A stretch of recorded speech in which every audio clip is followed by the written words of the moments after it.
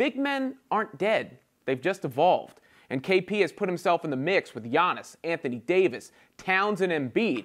The question is, would you take him over those guys? Oh, this is so hard. Not yet. Not yet. It's still too early on, and I'm still waiting to see whether or not Porzingis is going to have a little bit of a swoon at, like we've seen him sort of fade away in seasons past. He's missed 26 games over the last 2 seasons, and not that all of the rest of those guys have been healthy. We know Joel Embiid has missed a full season, but I feel like I just have to wait a little bit longer. But, you know, Giannis to me is the top in terms of his versatility, what he's able to do, not just the points and the rebounds, the assists, and how he's able to see the floor. But what I've been so impressed by with Porzingis to this point, the scoring, without a doubt, it's the defense, too. All those blocks he's coming up with. I mean, he is someone to be feared in the paint, which I think is just fantastic. But I can't put him at the top yet. Well, it is an impossible question to answer. But when you talk about KP wearing down, there's a couple of things he's done this year to make the leap. And one of them looks like core strength. You know, he had trouble catching and finishing, which is an important skill when you're a freak of nature, sure, like he is. And that's what makes him stand out. You talk about the defense.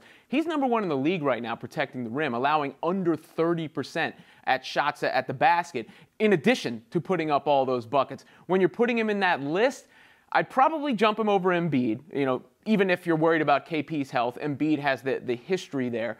I'd probably put him over Towns from the same draft class. It's difficult. Ugh. Anthony Davis is another guy who I would put right there with Giannis if he was able to stay on the court. So to me, if I'm taking all things into consideration and being a prisoner of the moment, it comes down to Giannis and Porzingis, with Giannis having the edge as far as a force going to the basket and a distributor, and Porzingis having the edge from the outside and inside interior defensively. Do we have to weight this a little bit, though? I'm talking about Towns and the fact that he plays in the Western Conference. I mean, do we have to maybe give him a little bit more credit because, and I'm not saying that Orlando is a mirage or all these, but, you know, the teams that he's going to be facing and the challenges night to night are going to be much bigger. Well, let's weight it the other way then. The Knicks, outside of Porzingis, would have no business in this conversation. We would be talking about, could they be getting the next one of these guys in the draft coming up, and he has elevated their play. All of these guys are good enough where any one of them could put themselves to the top of the list. So this is probably a question we could ask again later.